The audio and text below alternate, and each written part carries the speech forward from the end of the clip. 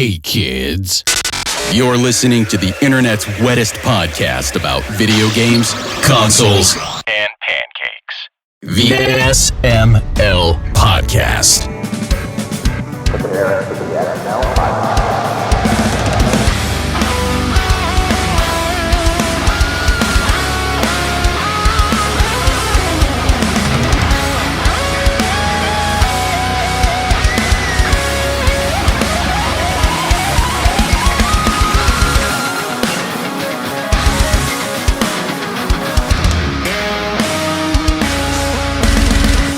What's up, everybody? This is the SML Podcast. I am your host, Joe. It is a Tuesday show, so let's see. Aki's here, Pernell's here, and Andy's here. Yeah? Yo, what up? No. Yep. Yay, I got it right. Yay! Yeah, buddy. How are y'all doing? I'm okay. Doing good. Tired. Really tired. This has been a day, to say the least, boy. You guys are always tired coming in here. I mean, it's 9 there's a o'clock reason for for us. that. It's 6 for you. You're always tired.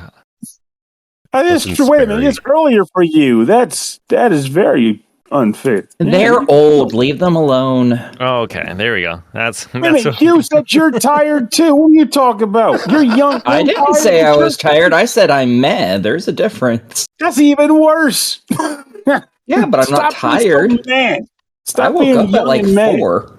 So anyway, we have some guests joining us. Yeah, how are our guests? Hopefully not mad. They're confused as hell right now, but joining us from Phat Games, we've got Blair and Gary joining. You're here to chat about Kids of Karendow. We bumped into y'all at MAGFest and figured we would get you on the show and chat about this game. So for the people who don't know what this game is and who you are, tell us, who are y'all, and give us a sales pitch on the game. Sure. So, do you want to go first, Gary? Actually, I'll go first. I'll introduce myself. My name's Gary, and I am the other half of Phat Games. We are working on a game called Kids of Karendow, and I'll let Blair introduce himself and the game. Sure. So, I'm Blair. I am the other half of Phat Games, I guess, and we are working on Kids of Karendow. And Kids of Karendow is a JRPG. It's kind of got, it's a pixel art top-down JRPG, but it doesn't have a graphic style that really, looks like other role-playing games necessarily. But I won't go too much into that right now. I'll just do the pitch. It's a JRPG where you take on the role of the resistance that is trying to overthrow the government, and you also play as the bad guys who are trying to stop the resistance from overthrowing the government. So there's 3 acts in all. Where the first act you can play as the good guys or the bad guys, and then the second act is the opposite, and the third act is when you come together. The game features mini games, fast-paced combat, pixel art, and some awesome music by Gary. Do you have anything to add, Gary? Yeah, I don't know. I would say that, I pretty much solely work on the music, and Blair gives me free reign to do whatever I want, so I do just that. And I do basically everything else except for the art. We actually do have someone we've hired out of Madrid who helps us with all the artwork. Oh. So basically, it's just, for the most part, just the two of you? For the most part. That's probably not fair. Sandalo, he's the third guy. He does a fair bit on it. Yeah, how do you communicate with Sandalo, Blair? You just on Discord. Translate? He speaks enough English. Oh, that's awesome. Aki speaks enough English to get to, communicate with her sometimes. She speaks mostly in profanity. That's a good language, too. It's all the profanity. So, I checked out the demo for Kids of Karendow, and I will admit it left me wanting more. It's a short demo. Tell me about the demo. So the demo that's available on Steam right now, you can play as both Elmo and Eva. Those are the good guys and the bad guys. or I guess spoiler alert, cruel.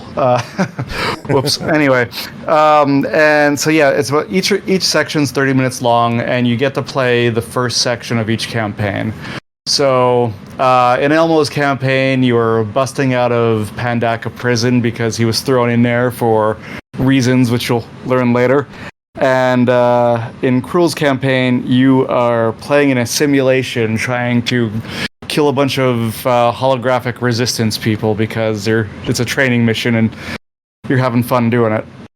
And then from there, we actually are going to release another demo probably later this year that'll have probably up to 3 hours of content, so people will be able to experience a little bit more of the game.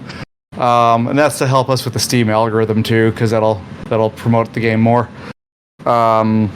But yeah, and that's gonna. I mean, I don't want to do too much spoilers on the story, but you'll definitely see a lot more environments too in about 3 hours. So it'll give you a bigger taste of the game, and you'll probably be able to play some of the mini games too in that time as well. Very cool. Real quick question: do you have a fan running or an air conditioner running? Oh yes. Sorry, I'll turn it off. It got really loud, and I couldn't understand why. Okay. Hopefully, didn't come through too much. It'll turn off in a second. Oh man, the joys of audio I blame recording. Joe. It is my fault. It really is my fault. The battle system in the game, I enjoyed the battle system. I like having the gauge at the top showing exactly who's doing what, when they're doing what. Are you guys focusing on any improvements to the battle system? The only thing I could really think of in terms of improvement I could think of would be when no one is acting yet and everyone is waiting, just speed it up a little. I'm definitely open for like more feedback, and we're definitely open to change things. We've actually taken a lot of the feedback that we've received from just players and ourselves and whoever else actually has made it into the game. So that's good feedback, because we actually got some similar to that, where we got, I guess you call them complaints, where when you first enter combat, the icons would start like at the start of the meter, and people would complain it takes too long for your first move. So in that case, that actually starts a lot further along. But that's something we should consider. What do you think, Gary? Yeah, I'm actually down for that. I like the combat nice and zippy. Yeah, as do I. Yeah, I'm having fun with the combat. I like when you hit enemies, sometimes you'll just like knock them out of range, and it leads to more tactical combat where you kind of got to plan out what you're doing and not just mash attack all the time. Yes, that's exactly what we want to, yeah. More tactical, a little more strategic, but also fast-paced, and kind of getting that balance isn't exactly easy either. Yeah, like for me, I just want to spam attack, but then I keep dying, so I actually have to think about what I'm doing. So something else I appreciate is the multiple levels of difficulty in the game, between like whether you're encountering enemies, the difficulty of the enemy. You got to put a lot of thought into the accessibility on this one. We did. My idea around it was I kind of want the player to determine the experience they want, and this I didn't like. This wasn't a unique idea. There's a lot of RPGs now where you can turn combat off entirely, and they usually just call it story mode. But in this game, you actually, if you turn combat off entirely and you collide with the enemy on the overworld or on the map, you'll still earn experience and money. So there's no punishment for doing any of this. And then also in boss fights, if you die, you can restart them right away, but you can also restart with getting leveled up right away. So cool. You don't even have to grind if you don't want to. So we kind of there's aspects of it where you still need to grind. For example, like magic, it only gets experience from usage. So if you're not using it, it won't go up levels. But by and large, it can be a very easy experience if you want it to be, or the opposite. I like the idea of your spells leveling up as you use them. Yeah, it's so the combat was inspired by I don't know if you've played these games. They're from the late 90s or mid to late 90s, Lunar and Grandia. Oh yeah. So it's kind of a mashup of those two is what I was going for. And because I love both those games and both the combat systems in those games because they both had a movement system. This one's probably closer to Grandia. But it was kind of like I wanted the fast-paced combat from Grandia and then sort of like the more of the movement style. Like it's a 2D game, so it's definitely more like Lunar in that regard. Are you guys excited about the Lunar re-release coming out later? Very much so. Oh yeah. Oh, I'm so happy about that. It's been so long.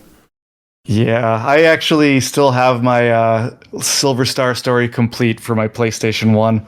Ooh. So I'm sorry, what's that? I was saying that's a good thing to still have. Oh yeah, absolutely. I knew as soon as Lunar and Grandia would come up that Pernell would be like, all right, I'm getting in this conversation. Yeah, because they're good motive. Like when you were mentioning like the way the combat system was even before Lunar came up, my first thought was like, I bet Lunar was a factor in the motivation for that. Because it definitely was. Yeah. Have you guys all played the demo? I played through it. Aki, did you get a chance to give it a go? No, I've been a bit too busy. Yeah, I played a little bit of it. Aki just recently traveled from Vegas to Indiana. Is that right? Nice. Yep. So you had a busy week. Yeah. And there was also a death in the family, and I have a lot of video games to work on. So I'm sorry to hear that. about You didn't tell me there was a death in the family. Oh, I feel like a jerk. I thought I did tell you about that. That's why I wasn't last time we talked. I was talking about how I was feeling like shit. I thought I specified. Sorry. Yeah, no, one of my cousins died. I'm sorry. At the end of last month, and yeah. So yeah, there's that. Definitely sorry to hear that. My condolences, Aki. Sounds rough. Thanks. Thankfully, whilst I knew about them fairly well, we weren't particularly close, so it just sucks because she wasn't exactly old or anything, so yeah. It's kind of like Michelle Trachtenberg passing. Like that one hit me hard. That's my cousin. She's your cousin? Yeah. Wait, what? Yeah. She's one of the two famous people I'm related to. You just made that up, didn't you? No. That is such a random thing to bring up. Though, admittedly, the condolences remain, that is a very unexpected thing to hear on this podcast. Nonetheless, though, my sincerest condolences to you on your loss. Yeah. Well, now you know why we weren't exactly close. He's famous. Yeah.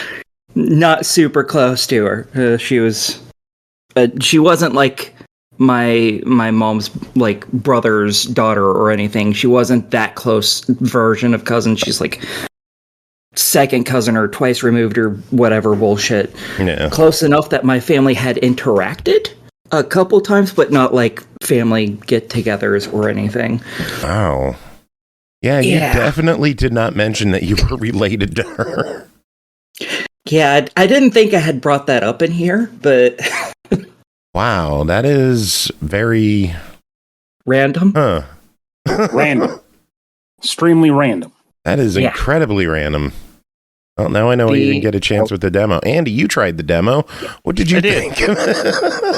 I didn't play too much of it. I got home late from work, and I was like trying to get in there quick.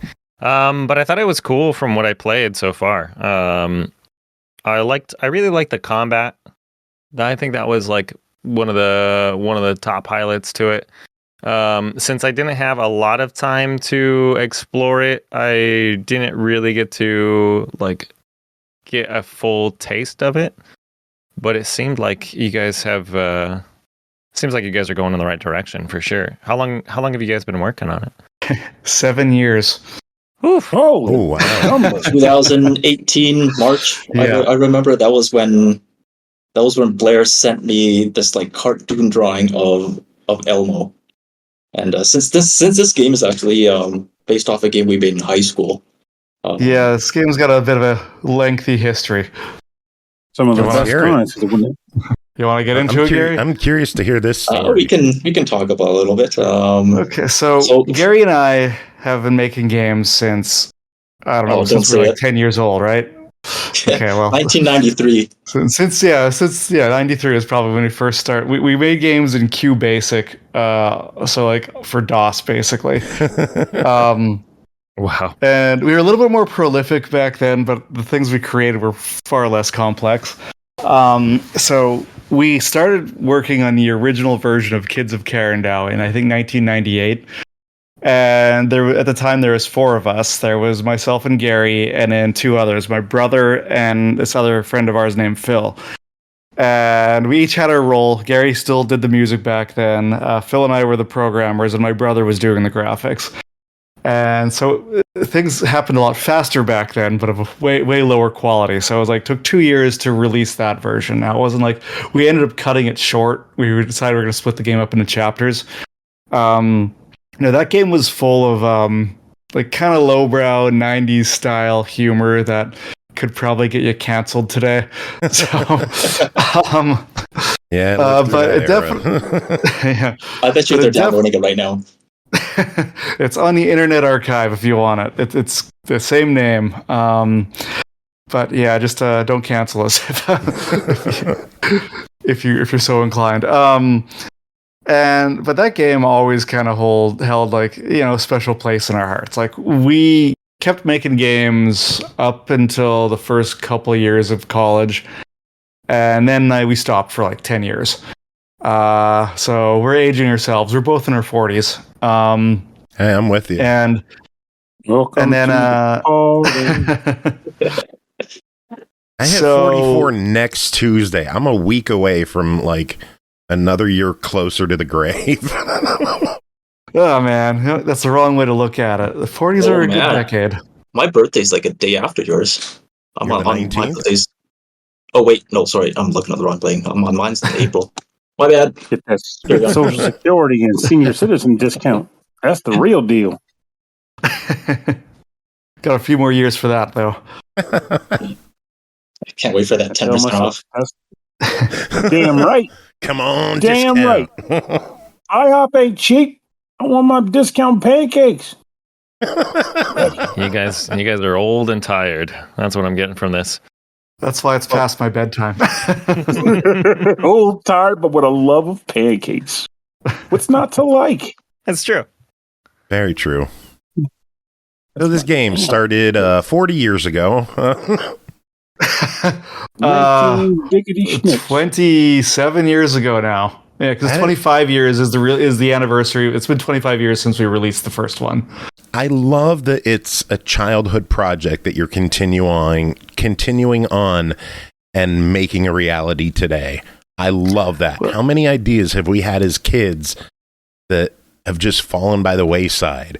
And this is something that you're bringing to today and making a reality. I think that's awesome. Yeah, I always thought that the original game did have a bit of a cult following. The odd time, we'll still meet people on the internet who are our age now who said, "Oh my god, that game was awesome! I remember playing it." And there's a few of them on our Discord. We're still collecting them. We still find them and bring them on board. And I know there's one guy who messaged me once saying, "This was the first role-playing game I ever played." And that's both flattering and also kind of scary. Yeah, but, I believe you can find footage of him. Yeah, he's a bit of a super fan. He took footage of it and played through most of it on YouTube. So that's still out there. And he's on our Discord. We talk to him every now and then, and he's given us a lot of feedback as well. So we're definitely collecting feedback from the fans of the original too. But so far, you guys included, the response has been positive, and we still have a few years to go on this thing. So we're definitely trying to make this a very polished experience when it's finally done. How far away do you think you are? 2 years, 3 years? I think it's about 3 years, give or take. Now we want to port it. I would love to do some localization, so that some of that will involve finding a publisher, which is, I don't know if you've heard, it's kind of hard to do that as an indie now. Yeah. But we'll see what happens. I definitely want to get a console release though, so I could probably handle that. But the localization might be a little hard. I can't even imagine what goes into localization on a game. It's expensive. Unless someone else is paying for it. Fair. What else? You said it's about 3 years out. What else do you guys have planned for it without giving too much away? It's just more content. So we are really trying to get this year all the content that's there all polished. So you've played through the opening prison. The assets on that have actually all just been replaced. So and there's going to be a new build probably next week. I was hoping to actually do it this past weekend, but kind of ran out of time. So that stuff has gotten a bit of a facelift. If you played as Cruel as the bad guy, that environment is basically done because we did that one after. So we're working on polishing up the existing assets in the game.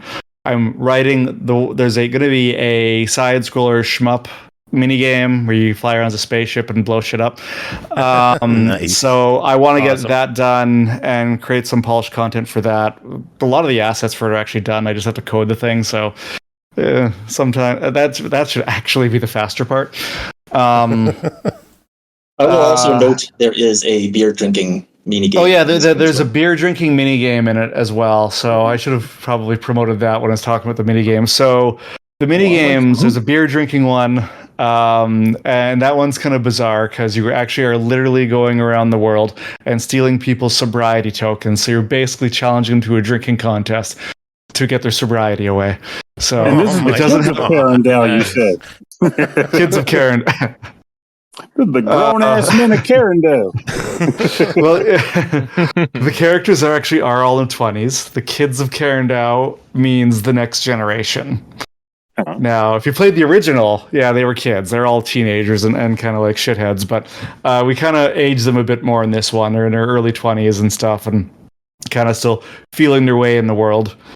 Blair, would you say they were shitheads because, we were shitheads? Yeah, well, yeah, we were teenagers. We were teenagers. We made the original. We were acting how we wrote it how we acted. I mean, we're still shitheads on this show. So. You're in good company. Sounds great. Right. You showed the game off at MAGFest. We did, yeah. Have you shown it off at a lot of conventions, or do you have any other conventions planned to come? So we've done 2 years ago, I think it was, we did too many games. We are signed up for their virtual event this year. They're doing a Steam virtual event in conjunction with their actual expo. We've done Play NYC twice. We've done this is actually our third MAGFest. We do want to do a PAX showing at some point, but I want to be really close to launch when we do that. I think when it comes to showing, we have to really know what we want to get out of the expo. Expos are great for play testing and getting feedback from players and finding out, what's broken and what's working really well, and just even if it's just from watching the players. But it's not great for things like building community or getting wish lists. You'll ask people to join your Discord. You'll ask them to wish list the game. And they're busy. They're in the expo hall. There's probably also no internet. So it doesn't happen. They may intend to, but they forget because, they're all busy doing other stuff too. So it's not a good environment for that. So we really are going to be kind of strategic on what we do with regards to expos. If we feel like we need more testing and feedback, we'll definitely do more. Yeah, I can agree. It is very hard to really follow games that you're checking out in those expo halls, mainly because there's no goddamn internet. Like, people have QR codes. It's like, visit our Steam page and wish list it, and you scan it, and your phone just sits there like, I got nothing. Yeah, and then people get busy. They leave the expo hall. They go do something else with their friends. If they took a QR code, they might lose it later. So who knows? It's just a really hard environment. So the best thing about those is just interacting with the players and getting their feedback. And that's actually been really positive for this game. This year, honestly, there wasn't a ton of I would say negative feedback. I don't think there was any negative feedback this year. A lot of compliments, and that's kind of what's telling us now that maybe we've done this enough, at least in the public space, but I could be wrong about that. What do I know? That's just my gut. Have you thought MAGFest Sorry, go ahead. MAGFest has a really high quality of player too. It's not like other expos. The people who go there really just want to play games, and they want to help you. They want to help the indie dev with feedback and stuff. So it's just it's a really positive experience as a developer in that space. How many MAGFests have you gone? You said you've been to 3 of them as a company. Have you personally been to more? We've shown at 4 actually, because our previous game was shown in 2017. We were actually neighbors with Sword Tech back then for Pixel Noir. Our friends at Sword Tech. Oh, I love those guys. 2017 was my first MAGFest, and I've been every year since then, except for the COVID year. Very cool. Yeah, and I went to the one in 2018. Was it? No, 2019. That was my first one, right, Blair? And then I've been to. Yeah, I think it was. Yeah, because I went to one more after Briggle's Bounty without you. Briggle's Bounty was our first game. Pernell, you've been to MAGFest a few times, yeah? Oh yeah, I've been. I mean, I had my period where I went a few times and then stopped for a ridiculously long time, and now I seem to be going consistently on a year-to-year basis. So, I mean, you also helped run the first one, which is what I'm hinting at. Oh yeah, I was. That is very true. The first one and the second one, and then I backed out because I wasn't feeling the vibe anymore. And then one day at a party, someone just randomly goes, "Oh yeah, I do game room at this thing called MAGFest." I'm like, "That's still around?"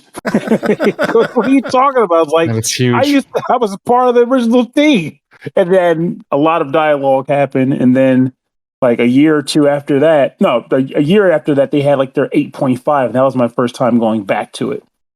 And after 8.5, I went to 10, and that was the beginning of me returning to MAG as first as a guest, and then as the MAGFest Pokemon League Steel Gym Leader for a couple of years. And now I generally go to do SML panels. Yeah, I saw him there. We like doing panels every year, just talking about the old days of MAGFest. It gets us in, so I'm not going to argue with that. Oh, nice. I'm going to check one of those out. On that course. You'd enjoy it, I think. There's a lot of doopy that happens there. And you can always bring up random stuff, too. What did you guys think of I guess, the showing of MAGFest this year? Because it felt different this year for me. I'd never seen it that busy on Thursday or Friday.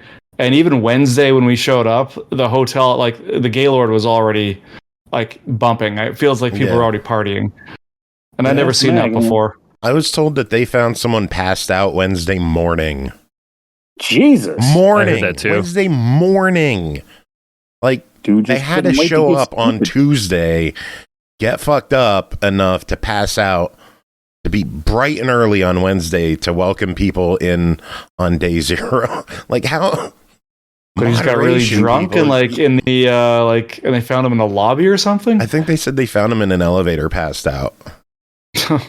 Wednesday morning. Wow, gotta have it. He must have had a good time. Yeah, that guy knows how to had party. any more of a good time the rest of the weekend or not? It's like Vegas. You gotta pace yourself. It's gotten so big and so crowded in recent years. I'm still reminiscing of the early days when it was just 1,000 to 2,000 people. Those were good days. Those are days I prefer. So I mean, that's definitely the case for me. But I mean, can't go back. No, but I can always reminisce. No, but they might have outgrown that space, but I also don't know where they would go. I think they've been talking about that, and there really is nowhere else they could go. I thought they were saying the stay in the same area. Center could do it, but then they wouldn't be able to be 24 hours. Oh, that's true. That's the hiccup, and that's the big thing they want to do, and that's what differentiates MAGFest from every other convention. Is every other convention shuts down, MAGFest doesn't. It just keep the games going all night. MAGFest gets turned up. How crazy did y'all get at MAGFest? Did you party up this year? Oh, we were sick. Oh no! Damn. Yeah, I was sick, I think, when we got there, but my body kept it at bay long enough to get through like the MIBS hall, and then like on Tuesday, like Monday, I was still kind of fighting. On Tuesday, I just collapsed. But like didn't have a lot of, like, I was low energy, kind of not in a great mood the entire weekend. It was unfortunately my worst MAGFest because of that, but hopefully next year's not like that. Yeah, I had a bad time. Always next year. When I got home. After I got home from MAGFest, that was a bad time. I survived MAGFest itself. Yeah, and our first day. Oh, I mean, I wish I had the energy to do more. The MAGFest Community Orchestra actually played music from a lot of the MIBS games this year. So they actually played music from Kids of Karendow. And that was a fun thing we got to do. I think it was a Friday or Saturday night, whenever that was. I think that was on the Friday night, yeah. The Friday. It was pretty unreal. Yeah.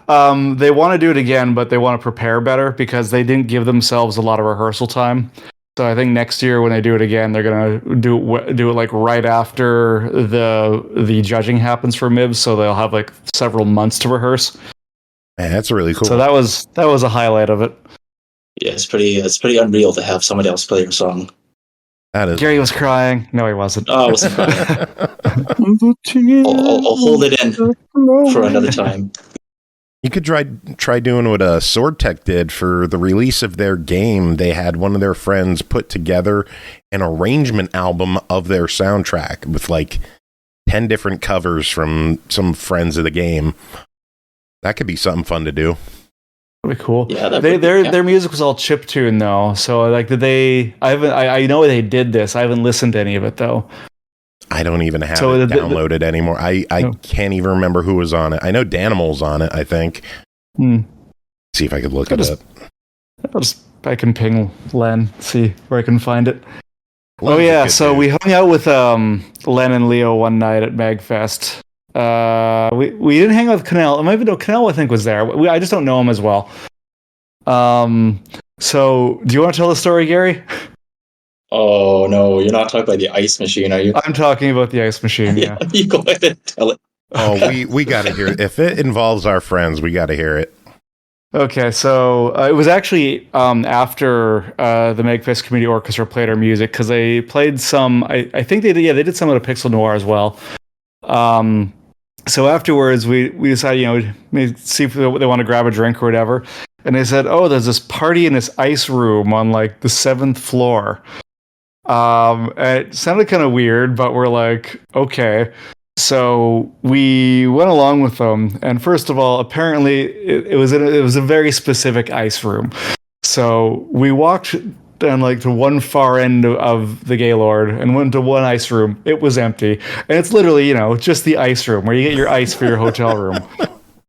And I'm thinking like, okay, this is weird, but we'll see how this goes out or plays out. So we walk to the other end of the hotel and we find the ice room.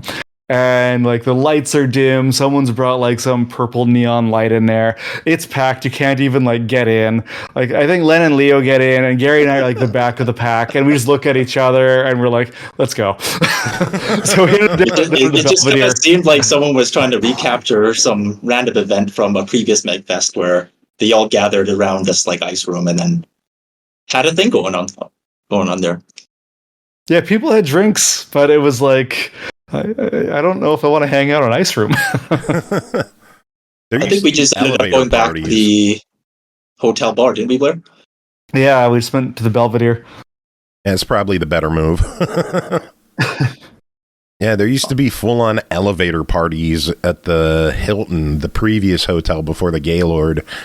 Like, someone would bring in, like, a table and chairs into an elevator, and they would have a boombox, and people would serve drinks. It was beyond stupid. How big was that elevator? Not big at all. Oh, all right. Same as the Gaylord. It was insanity to see what people would do. And they would routinely break the elevators at the Hilton. They only had 4. And by like the last day, they would have 1 running. Oh man, I bet the hotel hated that so much. At least There's there were Probably a only reason why 3,000 it's not people there anymore.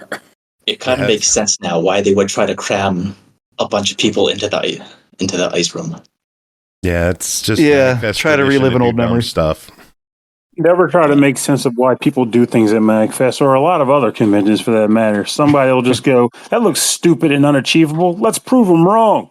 Or right, depending on Look where at you're the at. Danny DeVito shrine. That started as a joke, and now it's massive. And they like Don't get me wrong. Go ahead. all the money that comes in through the Danny DeVito shrine goes to Child's Play. All of the items that are gathered get auctioned off during the charity auction to go to Child's Play. So like the dumbest shit turns into real things at MAGFest, and it's cool. I'm about to say that. How the community wanted to just make sure embraces what guy said it was bad. Yeah, definitely didn't say it was always a bad thing, but no one can deny that despite being good, the Danny DeVito shrine is pretty damn stupid. It's just holy very crap, this stupid. thing worked out. It just worked. It was it such a just keeps dumb idea, expanding. and it worked, and it gets bigger every year. Because now they're expanding to just different people. Or to be more specific, some people keep trying to expand it into other people, and no one's taking it. It's like, no, it's Danny DeVito shrine. Get these other people out of here. It'd be great if he get Danny DeVito to show up.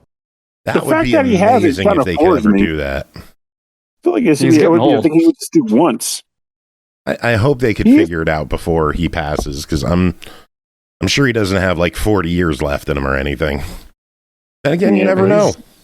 It's true. I think he's like in his 70s now, isn't he? Not I feel sure. like Always Sunny's helping him stay a little extra young compared to the norm.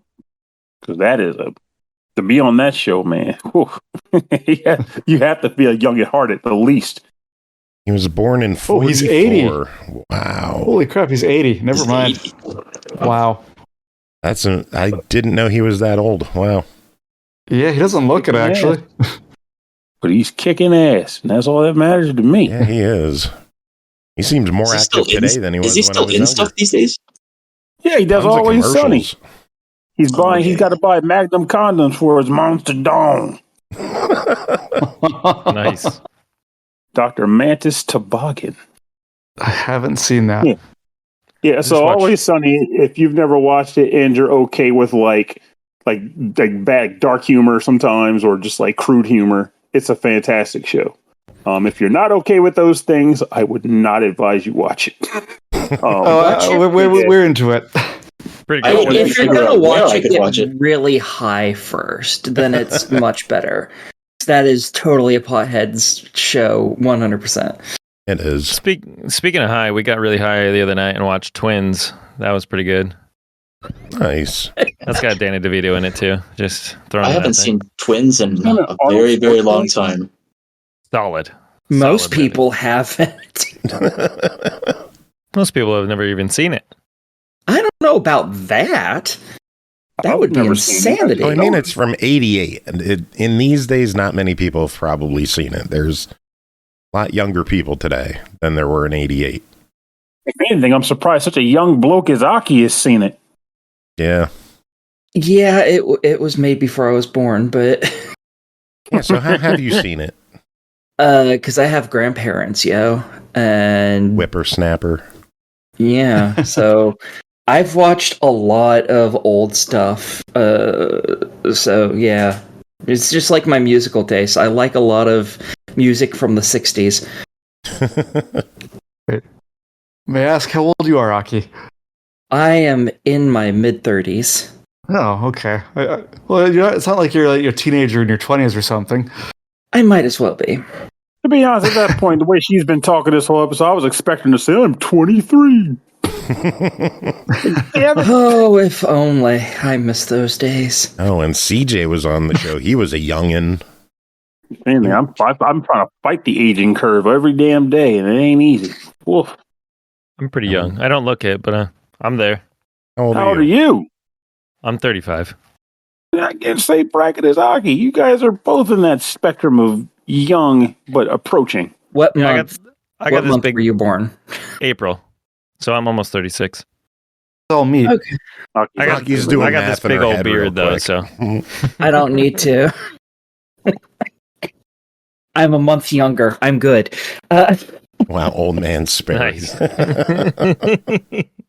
How did you guys all meet?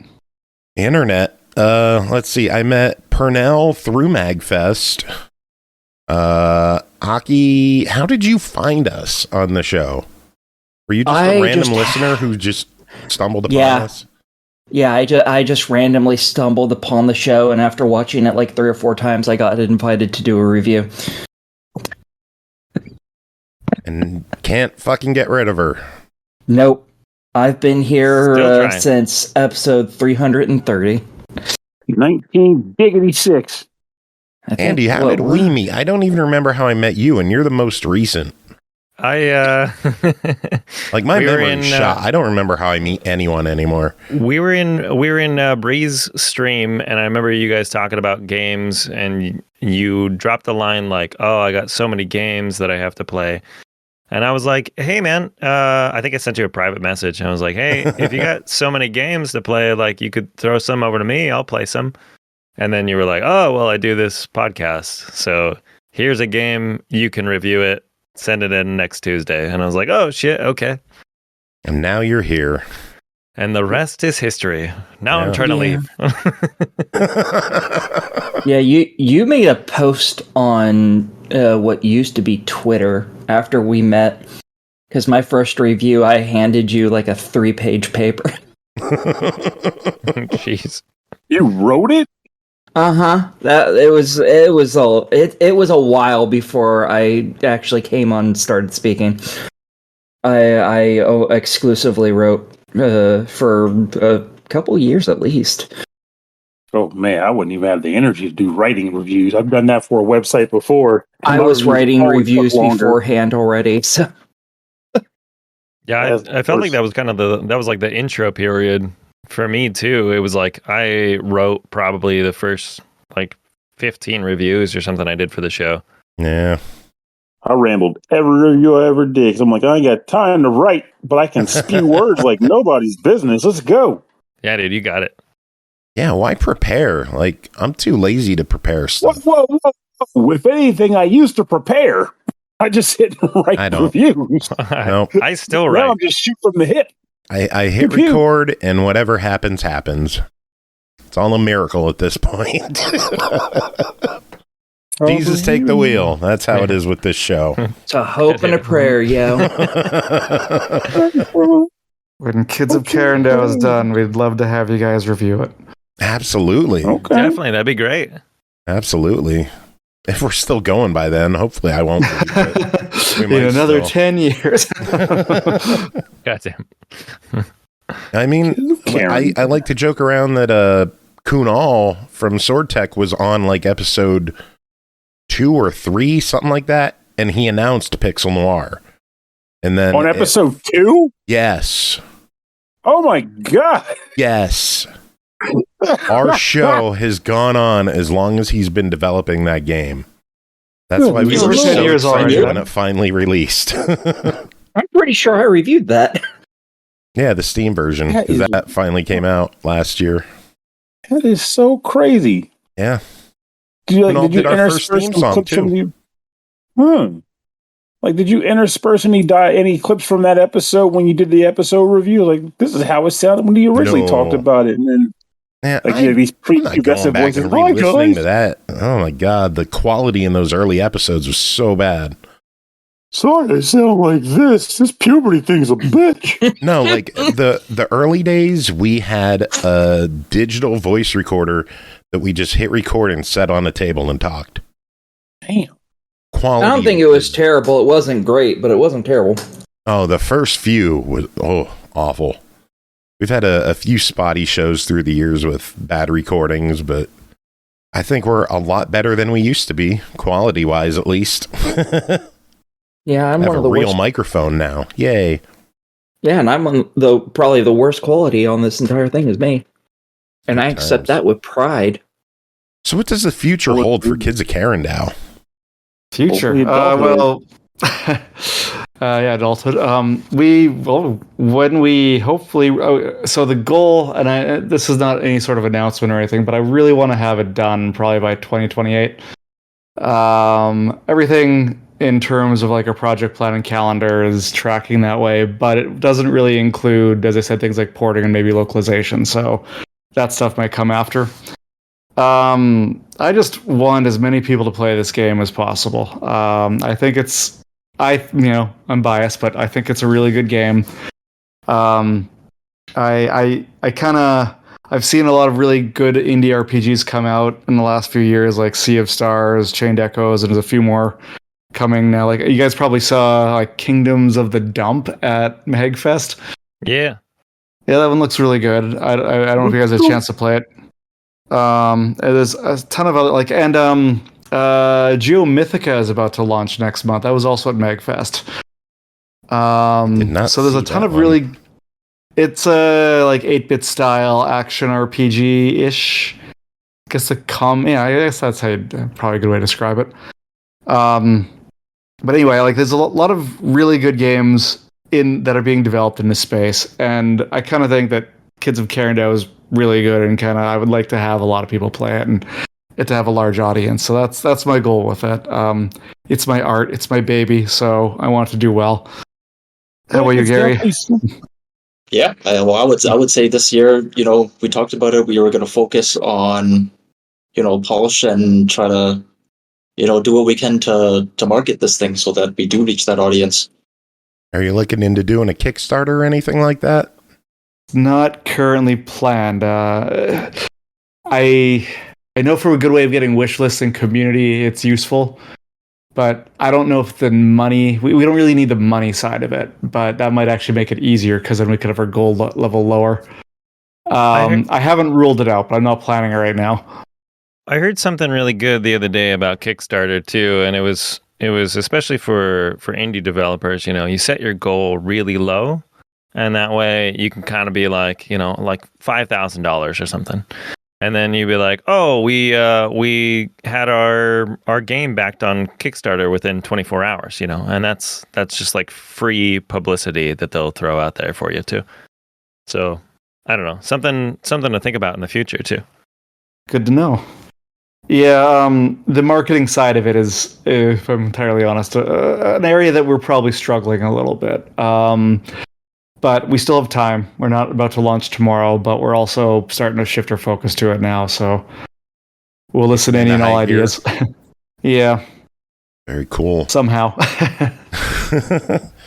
Well, I know we've been chatting for a while. Is there anything that you want to talk about that we didn't bring up? I think this is good.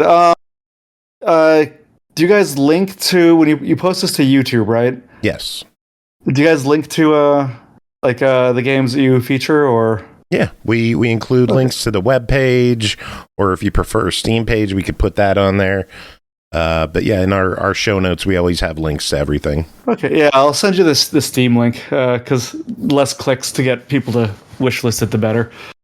Sounds good. Well, I want to thank you both for coming on, chatting with us about Kids of Karendow. Tell us, where can people find it? Where can people keep up to date with you? Give us all the info. Sure. So we are on Steam. You can wishlist us there, or download the demo. Kids of Karendow. Just type that into Google and add Steam to it. Will come up, or probably just come up without doing that. We also have our website, which is kidsofkarendow.com. And in terms of the socials, we are on X/Twitter at Kids of Karendow and at Phat Games. We're also on Blue Sky, Kids of Karendow and Phat Games. And if anyone uses Facebook, we're on there too. And yeah, feel free to. People still do somehow. Feel free to follow us and like us and all that fun stuff that people do on social. And and yeah, we definitely would love to have you as a fan of our game. Thanks for having us. Well, yeah, thanks for having us so much for joining us. Listeners, we're going to take a quick break. We'll be back with more show in just a few moments. Blair and Gary, I want to thank you both again for coming on, chatting with us, hanging out with us. The game is Kids of Karendow. Check it out. Check out the show notes. Find the link. Click on it. Do the thing. Do either of you have any final words to end the interview? Thanks for having us. And I hope anyone who's listening will come check out the game.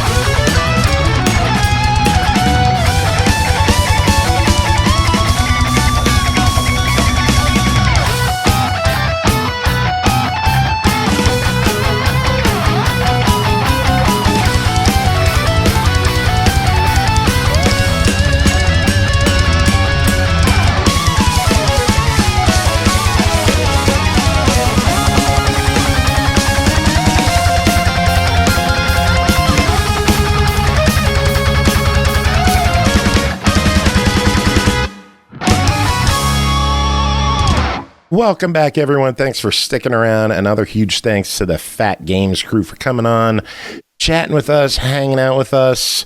It was a fun chat, you think? That was pretty good. I like those guys. He's fat! I'm glad I have that sound clip. Yeah, they were nice. I thought it was cool. They like you brought up too. They've been working on that game like as a childhood dream too. So yeah, that's awesome been at to it for see a while. it become a reality.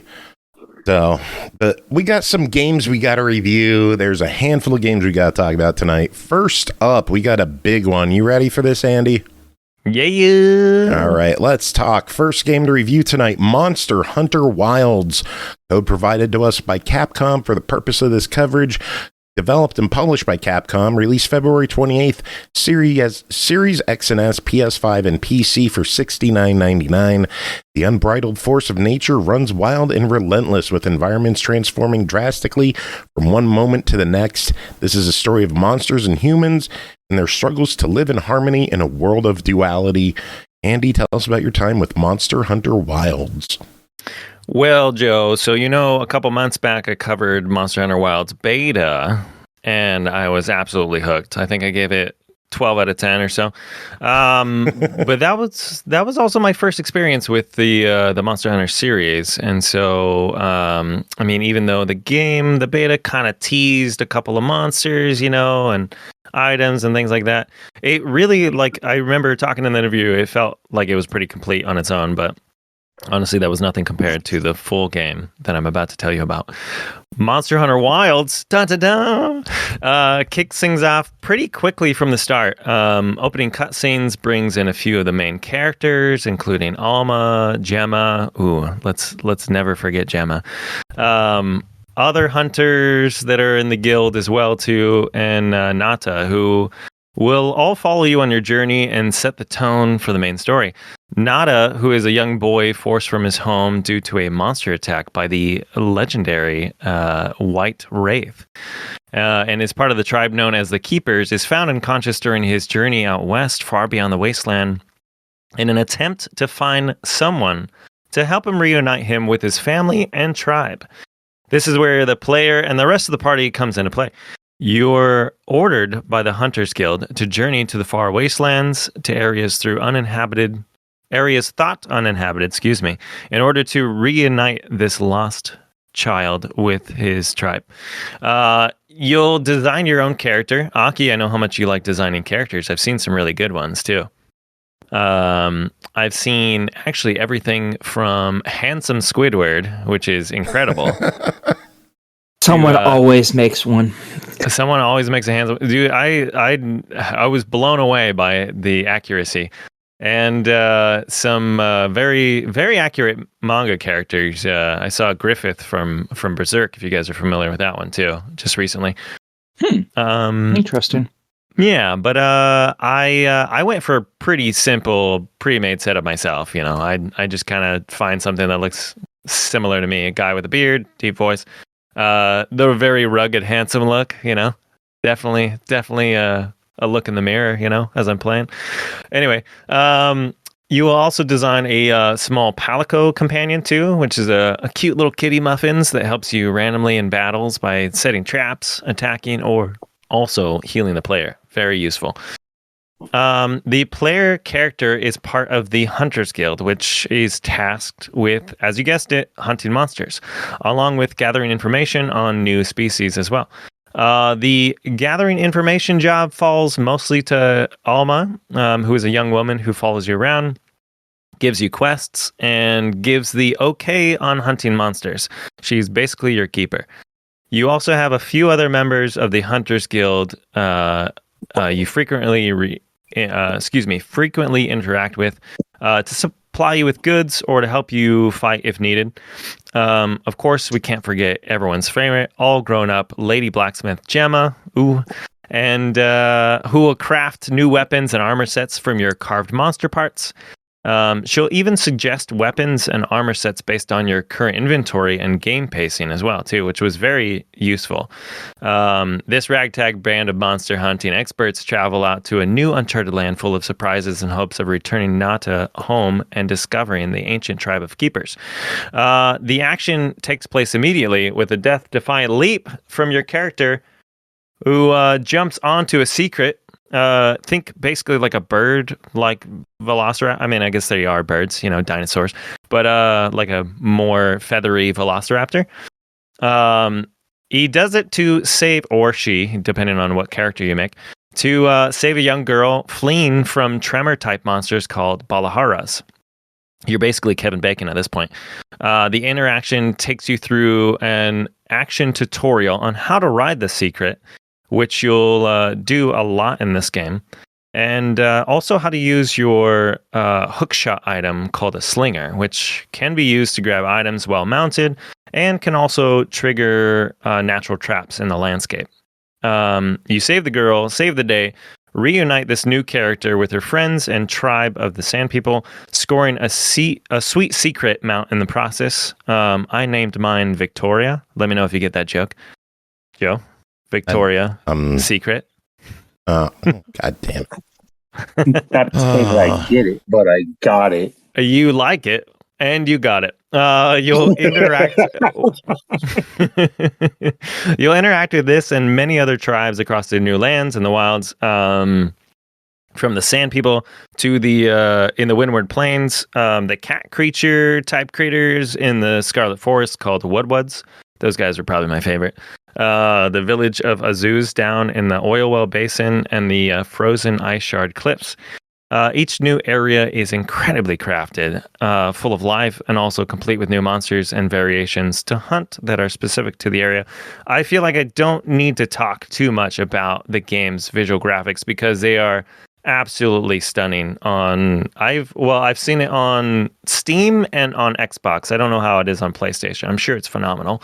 But I would say this is incredible. I loved just looking at the game. So the story balances nicely between reuniting Nata, avoiding the White Wraith, helping the other tribes with their problems. They're usually monster related, or understanding the energy from something called Wilk and the World Spine that seems to connect and manipulate all areas of the wastelands together. This may also affect the weather patterns and circular rhythms of the wastelands too, which kind of flow through fallow, inclemency, and plenty. These weather patterns can also change the hunting landscape drastically and in turn change which monsters appear. As mentioned before, the story is presented through movie quality cutscenes and explorative conversations that I felt break up the action perfectly. A nice balance of story and action. And I looked it up the other day, and I think there's a total of like 5 hours. I don't know if I believe that, of cutscenes. Wow. Which seems like a lot. I don't know if those are all the movie cutscenes or because I said explorative conversations. It's basically like you and your team are riding to a location and you're talking about monsters, along the way, or talking about the situation. So I think those might be included in it as well, but there was a lot, but they are very well done. So I kind of played a little bit, had a snack by me while I was watching things too. So it was a nice mix up. The game overall, like gameplay, feels very approachable in this one. As a new monster hunter myself, I felt like there was a good amount of guidance towards certain aspects of the game, and nothing really thrown at you all at once. The first few chapters are essentially just like a huge tutorial, which sounds kind of weird, kind of daunting, but they do it in a really good way. They introduce the player to new weapons, armor types, the crafting and materials and gathering boons and trinkets, and of course the monsters, like very, very step by step. Yeah, it was very, very nice and intuitive.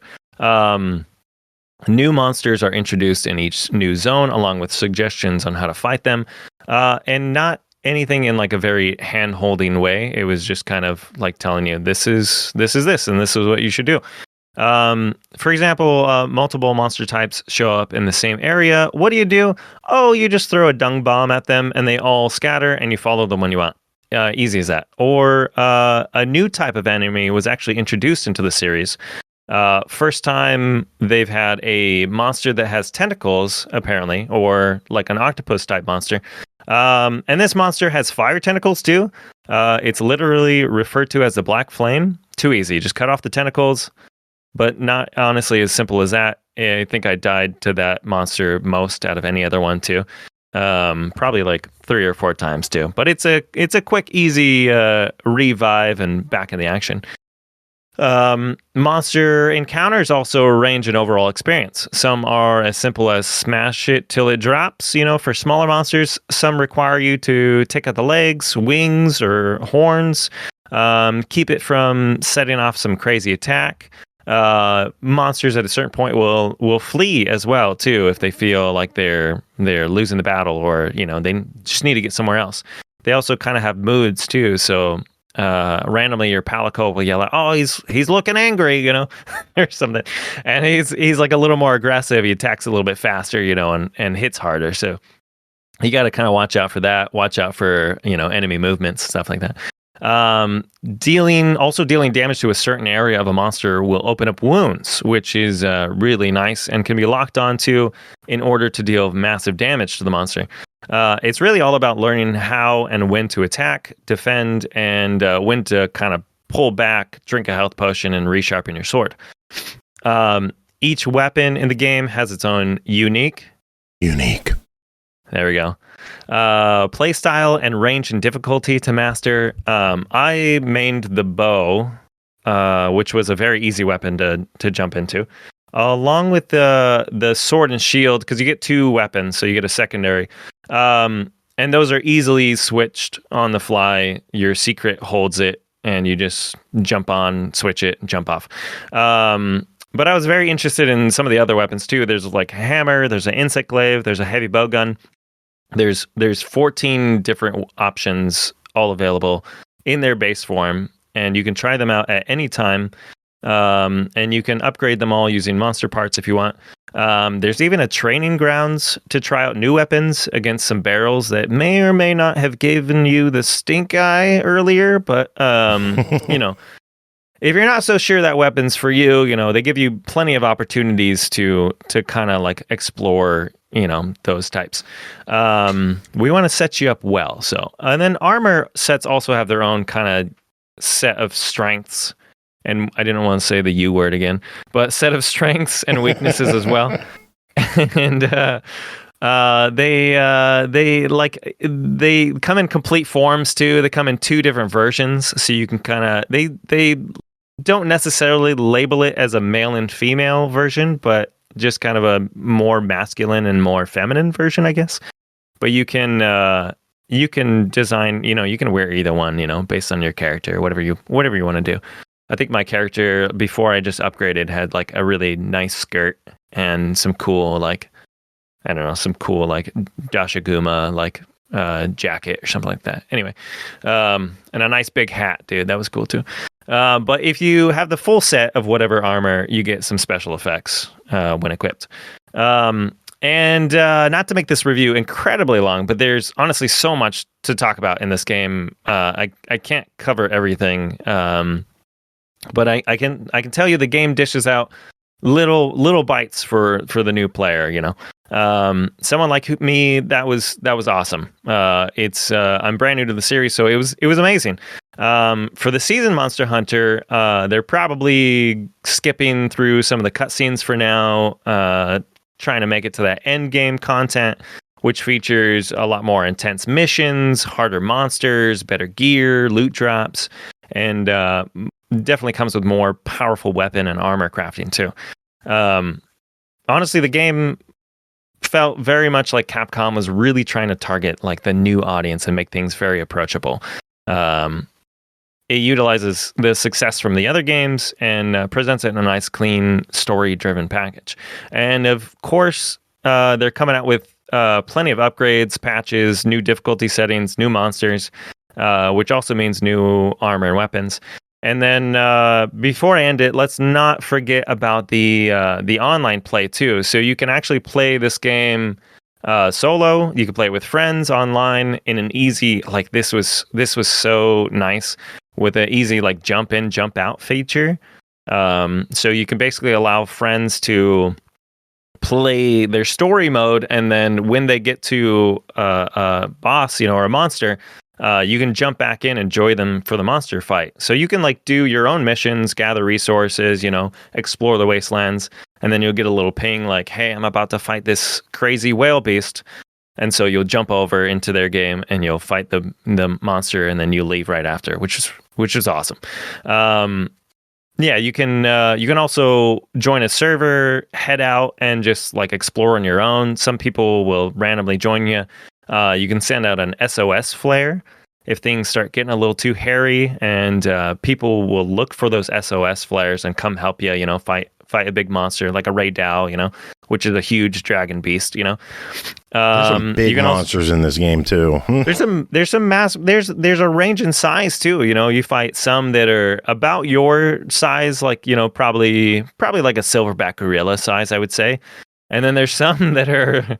It's like I'm having a hard time like looking at the whole monster on my screen, because it's right there, in my face. So yeah, there's a range of monsters, different attacks. Everything is kind of like set up to be like an explore, gather resources, and then fight monsters, and based on those monster parts, craft new armors and weapons, and then go fight more monsters. And it seems like a very like repetitive process, but it was so much fun. I mean, it's like fighting a boss and then being like, all right, it was almost like a boss rush game. I was like, yes, where's the next boss? Where's the next challenge? So game is awesome, man. 10 out of 10. I feel like I don't even need to ask a verdict on this because you like it that much. I loved it. Like not even to talk about. I skipped over the visuals, man. Everybody looks amazing. Especially Gemma. It's all, I mean, like, I really liked a lot of aspects. A couple of buddies were asking me if there was anything I didn't like about it. And I mean, I think like like I said, there might have been like a weird glitch in something here or there, but I mean, once I kind of learned, what certain things did, or once I learned aspects of the game, like I was just flowing with it. I just had a great time. So cool. Well, it is a $69.99 game. Is this something that people should pass up, or is it totally worth our while? I think it was totally worth my while, and I'm coming from this in a like, I like boss encounters, I like monsters, I like fighting things, I like exploring.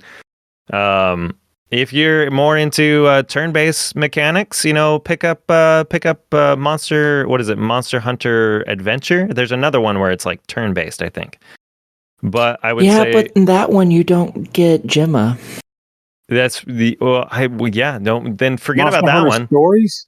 Monster Hunter Stories. That's what it is. Thank you. Yeah, so that one, yeah, if you don't get Gemma in that one, don't even worry about picking it up. No, I would say if you're up for the challenge, yeah, definitely pick this one up. I believe there's a demo on Steam as well too, if you're kind of on the fence, but don't be on the fence, just get it. It's great. Cool. It's a good one. All right. moving on. Next game to talk about is Everhood 2, developed by Chris Nordgren and Jordi Roca, published by Foreign Games, released March 4th on Steam for $19.99. An unconventional ARPG where you battle enemies through musical encounters while being accompanied by a raven who promises to retrieve your voice if you slay the mighty Mind Dragon. Okay, Pernell, tell us about Everhood 2. Everhood 2 is fucking weird. Agreed. That's the game. There it is. I said ha ha. So the game starts out with a questionnaire, and this questionnaire is actually pretty interesting in that it goes on for a while if you allow it to. It asks you some generic questions and then a couple weirdly personal questions. And by the time you're done completing it, it assigns you a color for your main character. And that is your color for the game, pretty much. At this point, you are in a house. You follow a thing down a hole. Weird shit starts happening. And next thing you know, you're running around Moonside, try to find a crystal, kill a drop monster that may or may not die or may not find. You do a lot of stuff. But the important part of the game is the fact that I love the fact that it has a very absurdist sense of expression and of humor. From the characters you interact with, the items you find, and also just what it provides you with. I barely touched Everhood 1. In fact, when this game got released, I had just started playing Everhood 1 before this review came to me, so I cannot really compare this to Everhood 1. I'm not even going to try. But what I can say is that this game, from what I started playing of it compared to when I started playing of Everhood 1, it already changed a fair bit of what I came to know from that game. Most notably the fact that the combat. So the way I describe combat in this game, which, by the way, the first game was more of a story with combat encounters. This game is actually more of an RPG, like you described in the header, because it comes with equipment, experience points that you can gain from leveling up, which make you stronger.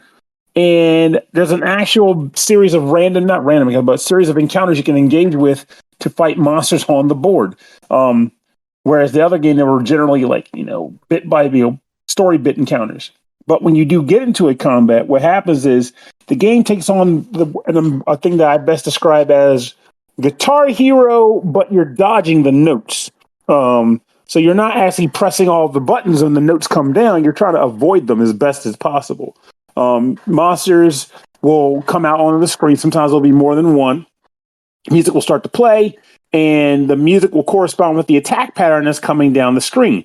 Your character exists at the bottom, and he can move between 5 different lanes. And maybe 6 lanes. No, it's 5 lanes. I'm sticking with it. Don't correct me. I'll be sad. Right. Oh, my man. That's what I'm talking about. Got you, bro. As the notes are coming down, your options are to pretty much dash left to right, jump straight up, or actually kind of jump up and then flip over, which is a good way to avoid things when you need to kind of cut between 2 sharp notes. But in addition to that, you can also attack back to kill enemies. I mean, how else are you going to experience points otherwise? And what happens there is the notes that I described earlier come in different colors. And each of those colors correspond to a different attack type. When you press a specific button, mostly notably the right trigger button, you can swing your arm to kind of absorb the attack. But it's not a hold down until you have to time the press, so be mindful of that. But as you do that, you'll build up a charge, notably if you get multiples of the same color or type of energy. And eventually, depending on how many you've collected, you can throw an attack back at the opponent by using the left trigger. The more you require, the stronger the attack. And there's also effective and super effective too. So if you get the right color bonus, you'll do double damage or so to the opponent. If you defeat them, you get experience points and sometimes items, and you move on with your life. And there's even treasure chests that have experience points or an occasional item that you can gain from characters to equip. I feel like the only thing that bugged me about the game, though it is a short issue for me, coming from the first game, is that the first game, I found myself complaining that the songs were too long because one song could run like 4 minutes. It could be a great song, but it's 4 minutes long. You're like, man, I just want it to stop. This is stressful. This game is almost the exact opposite. Depending on how well you do on a battle, they can end in seconds. And then you're like, well, that was that. And then you'll fight another of the same monster. One screen over is like, well, here's that song again. I'll only hear 2 seconds of it, but whatever. So the songs almost don't get enough time to really hit or stick with you, despite the fact that you will hear them multiple times as you fight the same enemy in different encounters. But the combat itself is a lot of fun, and it is the main part of the game, mind you. The music is fantastic. The combat is a lot of fun, and it does not mess around. It is hard. But there are difficulties. I did not choose a lower one, so I don't know. But the normal difficulty, which is what I played on, was no joke, but it was a fun, serious expression. So, Nice. what is your take on it, Monsieur Berry? Let me ask you, what color did you get? I got blue, which I was nice. happy with. That's my favorite color. So I was like, yes, blue. I got blue also. What'd you get? Blue Brothers. Oh, Blue Brothers. Blue. I need a whole chicken and burnt toast. Anyway, sorry, Blues Brothers reference. No, it was a good reference. I thought it was. I thought it was. I don't know. I like flip flopped while playing the game. It was like it's very psychedelic. It messes with your mind a lot of times. Like sometimes battles will just like kaleidoscope out of here. You know, it's like. Oh, we should mention that real quick. If you are light sensitive, do not even buy the game. Just don't. Don't even look the game up if you're light sensitive. It was like. Yep, ain't that the truth? I went like through the questionnaire and I started off and maybe I was just in a weird mood, but I was like, I don't understand this game. Like this is so weird. The games that really, but like the more I played it, I was like into it. And now even now I'm like, I kind of want to like jump off the podcast and go play a little bit more, you know? But yeah. I don't know what it is that like drives me to, I'm not a huge like JRPG like player, you know, or anything like that, you know. But I really the thing though. It's like this game. They say, you know, this is an RPG, but really the RPG is just they slap some numbers on some things, but it doesn't play at all like an RPG. No, exactly, and that's what like kept me playing too. Was like I was like interested in where the story was going. I didn't play enough of it to get to like a point where it was like it talks a lot about the human condition, and it talks a lot about like how you're kind of like a spirit entity, you know, and then your choices matter like through everything. So I don't know, like I don't know if I got to a point where my choices really mattered, but I'm interested to see like if there's like I don't know, Pernell, do you know are there multiple endings like to this?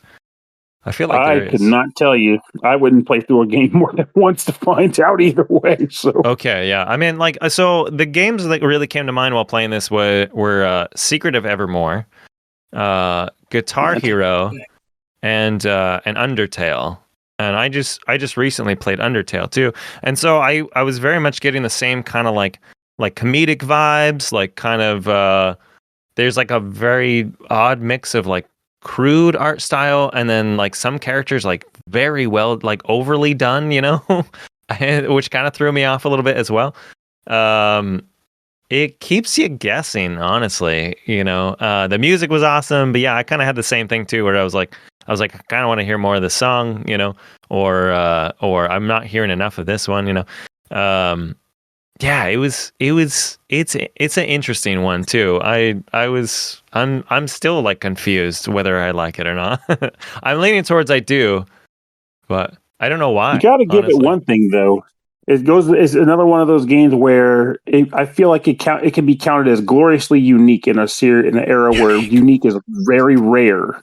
Unique. In the concept of the video game release.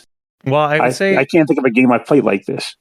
Yeah, I mean, there's like there's so much like that it kind of throws at you. That's like so like it's like organized chaos, man. I mean, like you get to these like different worlds too, and you're like fighting other individuals, and you're finding all these crazy characters from like mushroom people. You go to this like vegetable kingdom. You go through this like neon district where everybody's like lines and sharp angles. You know, you even go back in time. You like save some aliens in the game too, which I was like, I'm like going through like where are we going with this? But it's I was into it the whole time too, so kept me intrigued. Yeah, and sometimes isn't that the best of it in its own right? It's like if you're playing the game and they almost decide, I don't want to say they throw structure to the winds because there's clearly a structure, but as the player, you might be finding yourself going, where the hell is the structure? You're just kind of engaged with like the journey. You're just like, okay, now I'm in the vegetable kingdom dealing with this crap. I would say that I like that. Yeah, I would say that was like that's probably sells it the most. It's like this was not a game that I was really concerned about getting from A to B.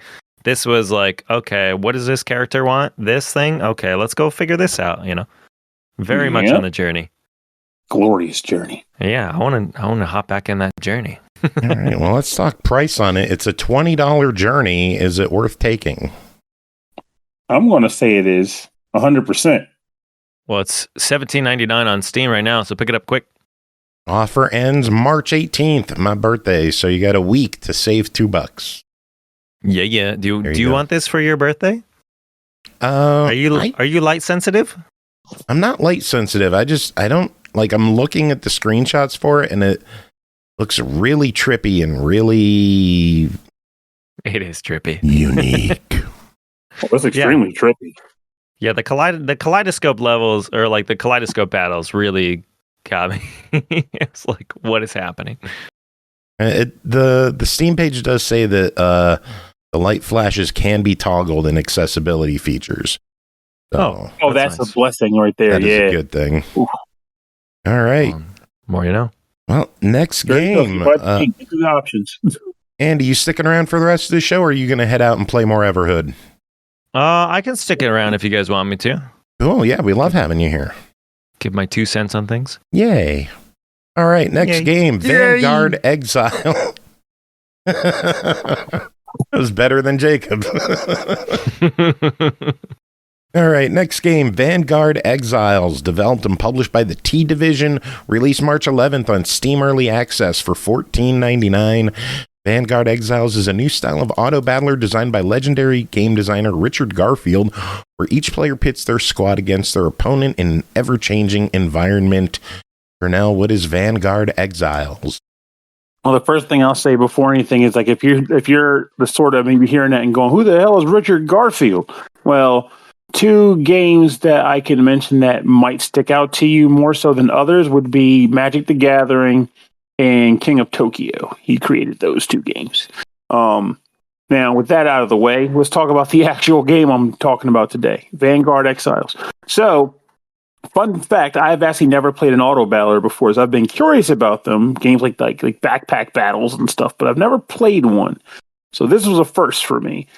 And as a person who plays board games, I will say that this was a good one to start with for me.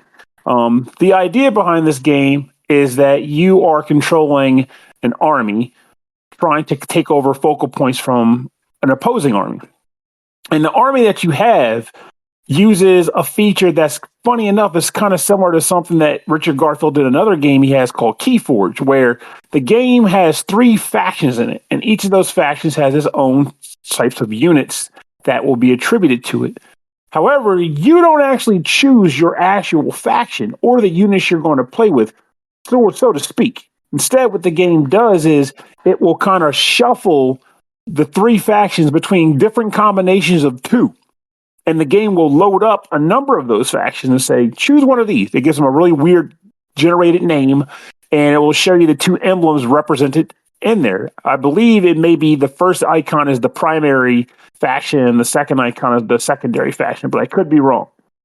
And then when you click on it, it will actually show you the number of units you got access to from that actual team.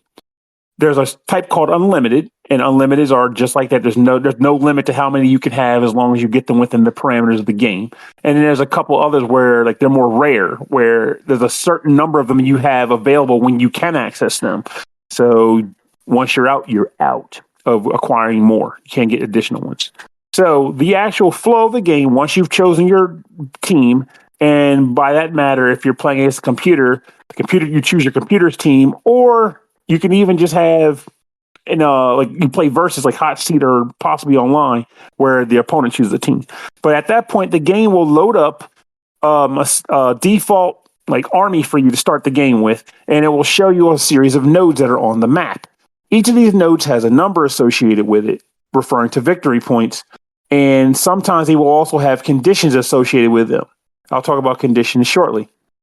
At this point, you and your opponent will blind allocate units to this board. So you might say, hey, that 4-point victory gnome spot is pretty valuable. I should dump a bunch of units on there. Or that 2 isn't particularly valuable, but the odds of someone wanting it are slim, so it's easy pickings. I'll put a few guys there. But once you've allocated all of your people, whether it be buffs or units or whatever, you select OK, and then the game will commence, and you'll see with the other opponent where they allocated their units onto the board. And at this point, the game will give you like one more chance to just kind of see what the layout is looking like, and then boom, battles commence. Units come in a variety of different types, like what they can do, what their traits are, or whatever. And part of the fun of the game is determining, who's going to go well with what units and how they'll cooperate to, bring down an army. But the characters will start fighting in a matter of rounds called skirmishes, where they will kind of do damage to one enemy, then the enemy will do damage to them, like in terms of what's the word I'm looking for? Initiative. If there's no one on a spot but your units, that unit group will start to capture the zone. And if they can completely capture it, boom, you're about to potentially get some points. Otherwise, if there's opponents there, they will be battling it out until one group is completely wiped out. This will happen over a series of rounds, and eventually there will be a situation where either there's no units left from the opponent's side, and or there are no more nodes that can be captured. And at this point, that skirmish will wrap up. The game will dole out the points associated with those nodes, and then you'll go into like a shopping phase. By default, you'll get 1 gold coin after each skirmish. But there are times when you can actually earn additional coins based on like unit abilities or powers at different nodes. At this point, you can buy one of 3 units. You can either get one of your unlimited units, which is, again, determined randomly out of your 3. You get those for free. And you can choose to get one of those if you so choose to either A, allocate, stockpile gold to get better stuff, or you just can't afford anything, but you still want to get a new unit. You could always get the free one. The other 2 units will be randomly pulled from your rares in your buffs and debuffs or whatever you want to call them, effects I'll call them. And you can spend the allocated amount of money to buy one of those. Once you've done that, the game will kind of do a bit of a shuffle where it will reveal new nodes that will pop up on the map, sometimes destroy old nodes, so now they'll no longer be in play. And with those nodes, they can also include new effects, like by capturing this node, one of your units might get a permanent buff to their attack. So they'll basically be stronger as they're running around the map. Or the node that I mentioned earlier, where if you capture it, you'll get 1 additional gold piece to spend during the shopping phase. So what ultimately ends up going down is that as the game progresses, the map will get bigger, though also being constrained at the same time. And the battles will get bigger because both sides or all sides involved will just have more units to fight with. So you'll be spreading more units out to more nodes, getting better combinations, and hopefully kicking ass. Or not. Sucks to be you if you're not. But eventually, somebody is going to get their required number of skirmish points. I believe it's like 80 or 85 to wrap up the game, at which point that current skirmish will play out just in case there's potential for an upset. And once that skirmish is over, the total tally is done, and whoever has the highest number of points wins the game. And I honestly think that is a fun game. It went from me being kind of like, It's kind of annoying that I can't tell my guys what to do, especially when they sometimes make moves that leave me wondering, why the hell did you attack that guy when this guy is clearly ready to die? You're wasting time. That has definitely happened more times than I can count. But I also just kind of gave into the idea of being like, hey, can I get the right group of characters together to kick the most ass and score me some points? Can I be a good general and put my guys where they need to be so they can get things done? There's something pretty engaging about that. And again, as a person who plays board games, in which case a lot of times you'll be placing units on a map and then rolling your dice or playing a card and hoping for the best, this kind of carries that vibe here without making it very, I don't want to say engaging because it is engaging, but it's not too heady. It's not too in the weeds with mechanics and crap. It's just take cool units, slot them down, make good decisions, and hope that your decision is paying out. And I think that's fun.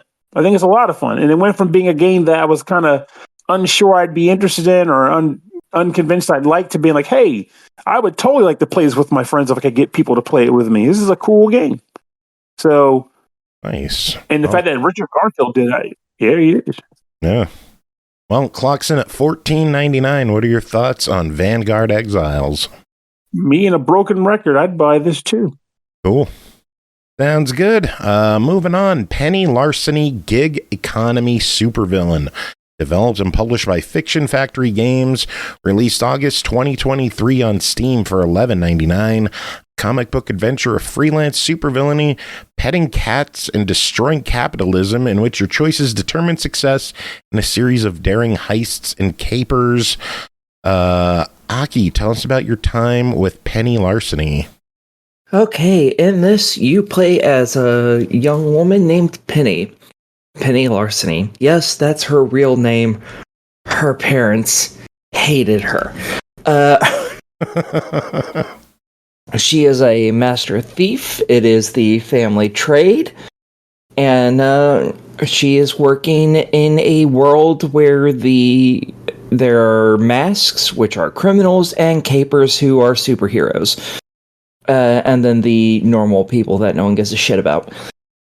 And you're poor, like dirt poor. Like, you need some money, and you need it quick. So, you're off to go steal an invitation into this criminal app called Crimer. And once you succeed in that, you get to work for one of 3 people for the next 3 jobs. You can work with Dr. Mayhem, a young man who is trying to find the cure for cancer and gave up a whole bunch of company secrets to the world for free instead of, letting the company keep them and making bank off of it. So he was labeled a criminal. That's his background. You have the Hate 4000, which is a computer that hates everyone for some reason. And then you have, I can't even begin to remember even a fragment of all of the names this woman has, but she is a cult leader trying to wake basically Cthulhu with her admittedly very orgy-ish cult. The Overmistress? Yes, the Overmistress. I'm looking at the characters on the Steam page. The Hate 4000. I love this one. Hate 4000's awe-inspiring 16-bit data bus and 148K RAM filled with absolute digital loathing for all biological life. They aspire to purge this planet of humanity, but they think cats are super adorable. So that's cool, right? Yep. I like the humor in this already. Yeah, it's pretty good, and it deals with some serious situations. Basically, this world is what happens if the US goes on its current directory for a long, extended period of time. You get this world, basically. So, you can choose who you're working for each job. You have 3 jobs you get to do. So you can split it to work with just one of them the entire time, which can create a romance with them if you so desire.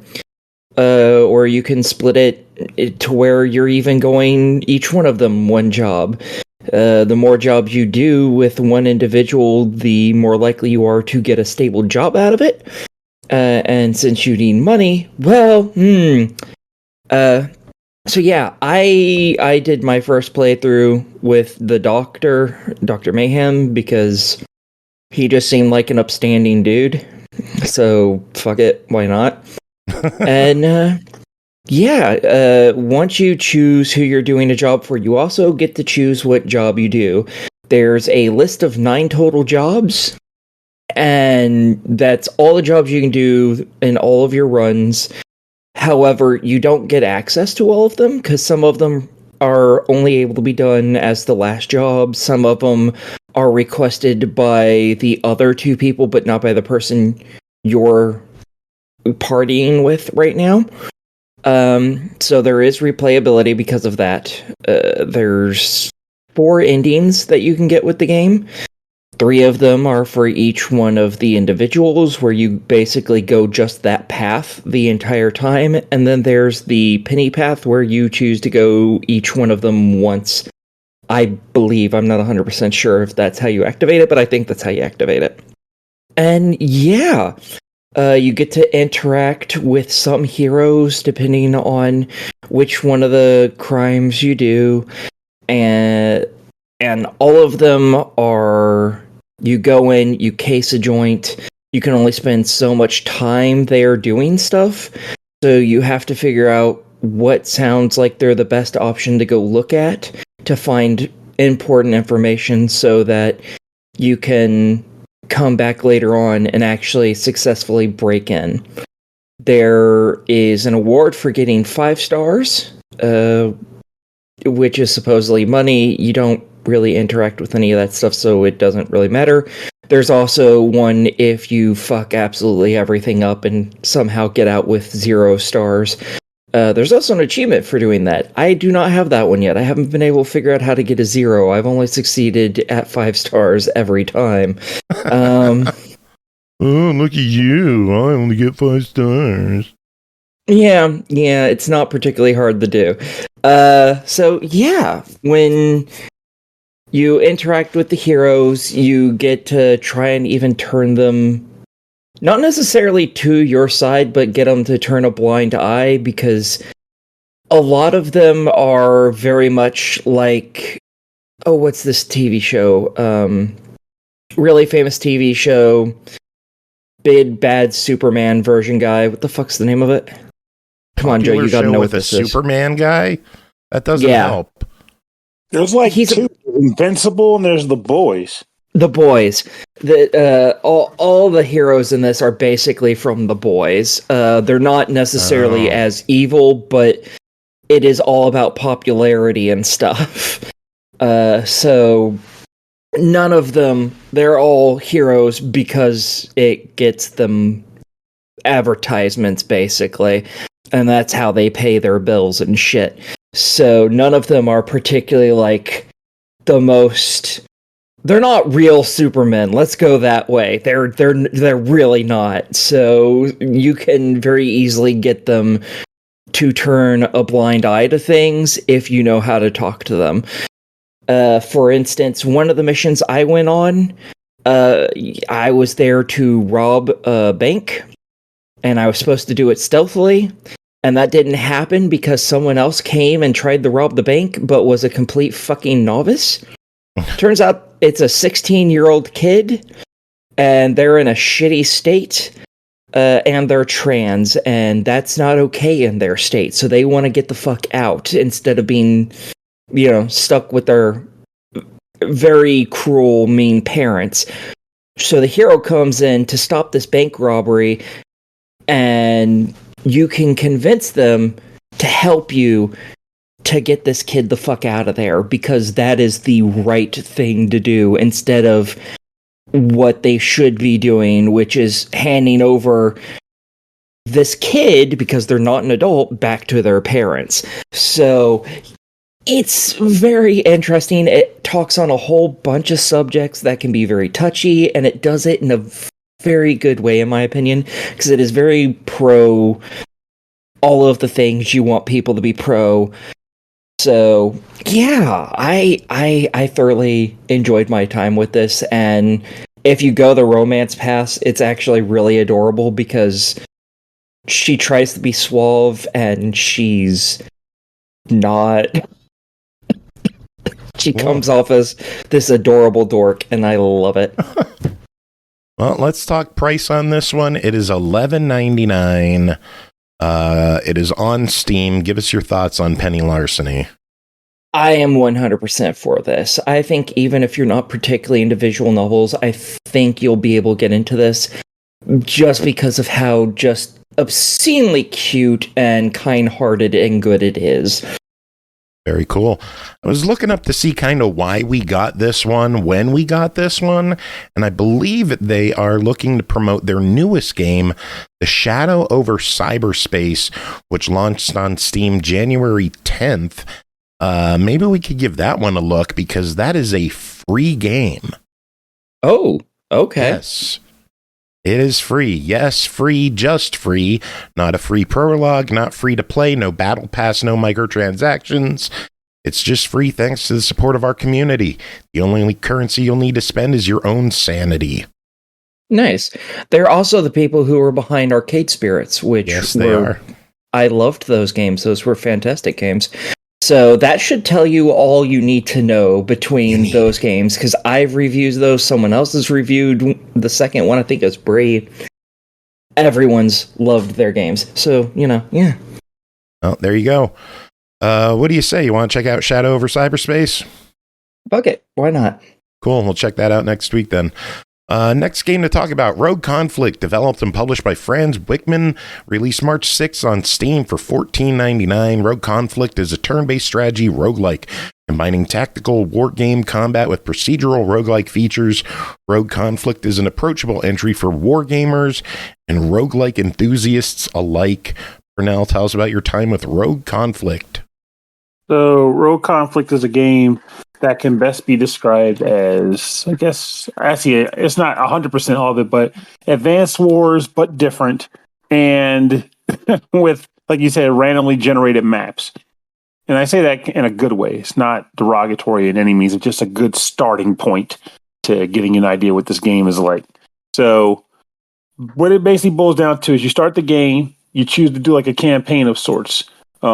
And when you do a campaign, you choose from one of multiple factions, and those factions have their own sort of like units that you can have available in that group or that party. Also, it's just basically just the number of the types of units they'll kind of start you with as you go into the game. But after you choose your unit or your faction, you will go to a sort of war map, and the war map will give you 3 different battles to kind of engage in. And the purpose of them is typically to let you know either A, these 3 battles have different objectives or conditions in order to win the battle and move on to the next one. It gives you a description of what sort of terrain you'll be dealing with while you're there. It'll also give you the strength of the enemies there. So there's like a low strength, a medium strength, and a high strength. Oh, you can also kind of just see what units you may come across on the battlefield as well. Initially, if you didn't read the manual, you'll probably look at that and go, high strength, medium, and low strength. Well, screw that. I'll just take the low strength. What's the harm in that? Well, I'll tell you shortly why that may not always be a great idea for you to do. But either way, once you've chosen one, you'll be slapped down on the board, and you will be tasked with slotting out your units. Like before that, they'll give you like a sort of a briefing. It was like, hey, here's the battle as it is, and here are your conditions. They'll just reiterate your conditions, what you need to do.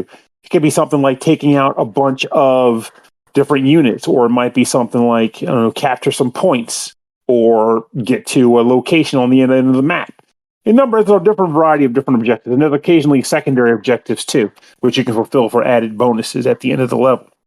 At this point, you will have the ability to take some of those items, those vehicles or units that you mentioned when you chose your faction, and slap them down on the map, generally on the left side of the board. At this point, you can pretty much put down as many of them as you want. You may want to do that, and you may not want to, because you might want to have some people in reserve when the time comes. Once you've chosen your units, you'll start the battle, and things commence. If you're a person who's played Advanced Wars and you do not like Fog of War, well, I am sorry to tell you, this game is all about that dirty Fog of War, so you better get used to it or walk away. At this point, you will be trying to press out onto the map to figure out, what you want to accomplish or do. There's recon units to kind of see further into the Fog of War as you put them out there. There's tanks, infantry soldiers, and the like. Once you've moved out and you come across an enemy unit, you are welcome to engage them. Units have a variety of different stats, most notably being the attack stats that will apply to them. So basically, if they can, how much damage they do to soft units, armored units, and air units. Air units in this game, this is a good time to mention that air units don't work in the same in this game as they typically do in other games, like, again, Advanced Wars. Advanced Wars are just another unit, and you just stay on the map and you move them around like anything else. In this game, however, they're more like an air strike. If you see a unit on the map, you can send a plane after it, and the plane can do damage to it. So it almost seems like a no-brainer. Just use planes. However, sometimes the planes aren't going to do the amount of damage you might want them to, and other times, if you happen to have anti-air units somewhere within the vicinity of where the plane is going to attack, those anti-air units will do a damaging attack to the plane before the plane itself does its own damage. So it's possible for a plane to get killed before it can do its job. So that's the thing you want to be mindful of. But aside from that, generally you'll move a unit out. If you would decide to attack a unit, you'll be the person that does the default damage. Basically, you'll start the battle off, you'll do damage, and then the enemy will get a chance to counterattack.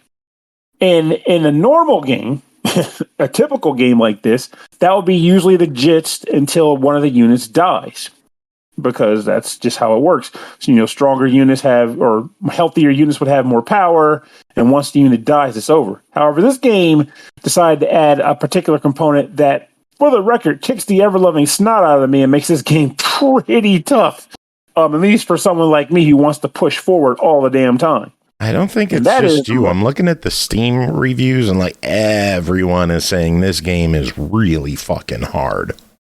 Yeah, it is. It is. And that is because of morale.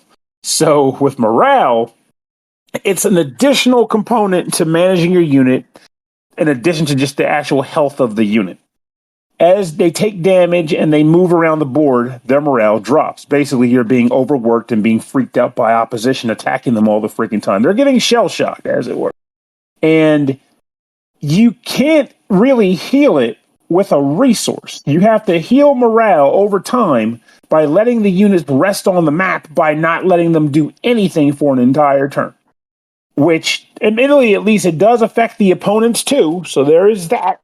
But, as the person controlling your units, you feel more inclined to be pushing forward, and then suddenly you realize, oh man, they had guys just waiting and just standing in wait for me to show up and they're kicking my ass. And unfortunately, my morale is too low to press onward. I've actually lost entire missions because I was 3 turns from the end of the battle, but my unit's morale was so bad that the enemy was just stomping them. Oh, so I was like, I can't do damage to them, and I'm being stomped right now. And of course, that could be a skill issue. I'm sure it is a skill issue because that's how the game is designed. But I am glad to hear you say that, because now it makes me believe I'm not alone in that. But I do feel like there are some cool elements to this game nonetheless. And though the morale drove me crazy, it wasn't a game ruiner. It was just a game hard modener. Yeah, I mean, that terrible word. For example, units in this game level up. When you do enough damage to units and kill enough units, you'll get enough experience points to level up your unit. And by leveling up, you'll be able to unlock an additional trait for your unit, up to a certain number of them. And traits can come in a variety of different types, such as the ability to not worry about getting ambushed by opposition on the map, which is more so a recon unit's ability. But then you also have things like when you're standing next to two units or when you're surrounded by units, those units get an additional attack buff or slight additional morale boost to their type. And there's just a couple other things too, like the ability to, what was it? I think I remember seeing one where if I was on a town, like captured a town or something, the units I was able to bolster like a support to units on the side too to kind of help them get their strength up or whatnot. But long story short, there are a variety of different traits that you can acquire by, just letting units not die while also killing other things. There is incentive to not letting your units get destroyed on the game. In the event that you're able to complete a mission, you will be able to choose another mission, potentially. Oh, I should also mention one more thing before I move on to that. The resource that will tie into why you want to choose between low, medium, and high, aside from difficulty. Reinforcement points. What are reinforcement points? Well, it is a currency that you have, and it allows you to spend it on units that have not been attacked or attacked to heal some of their hit points. So in this game, unlike Advance Wars, you can't stand on a town and get your hit points back every round. You have to spend this currency to get it back. And limited. You can get some of it back, supposedly, by defeating units, though, maybe I wasn't paying enough attention, but I didn't feel like I was getting the currency back, or I just wasn't getting it back at a rate that it mattered. But you're supposed to get some back bit by defeating units as well. But for the most part, one of the main ways to get it is by beating battles, fulfilling the objectives, and being based on the difficulty you selected. So if you choose low difficulty, for example, you get no reinforcement points as a reward. Whereas medium and high will give you subsequent victim RP for those. In addition to using it for healing your units on the map, you can also use it after a battle to shop at a store to purchase additional units to take back onto the battlefield with you. So if you took a bit of a thumping on a previous battle, you can spend it to get more units. You'll be lucky to get past the second battle, but hey, you'll have reinforcements. That's great, right? In the event that you happen to die, you will get kicked back to the starting screen and you can try again. The funny thing about this game is that, this is going to sound kind of corny in the way I'm going to say it, is that I don't dislike it. I think the game is fine. It does a number of things that are unique to this style of game. Because again, I came into it expecting, hey, unique. I came in expecting an Advance Wars clone. I did see a game that decided to take some change or take some risks to make a game that was different for them. Like the morale. Also, I forgot to mention that units can retreat if their morale is too low and they get an attack. They can run away and actually vacate a position, which can be good for you.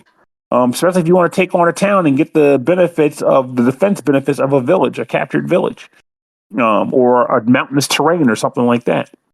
But I do feel like, man, that morale meter is a bruiser boy. And I don't feel like they should turn it off. That's the weirdest part of all. You might be saying, well, maybe if they added a feature to turn morale off. I question if the game was designed specifically with that in mind, so it's by turning it off, it kind of kills what the game is meant to be. So maybe it's just a matter of get good, nerd, or maybe a little bit of tweaks. Maybe if a setting can say, hey, morale can be, a lot, it doesn't drain as quickly or something like that. I don't know. Yeah. But as it stands, okay. I was say we got to talk price on this one. It's a $15 game. Is it worth diving into, wish listing, following, buying? What do you think on this one?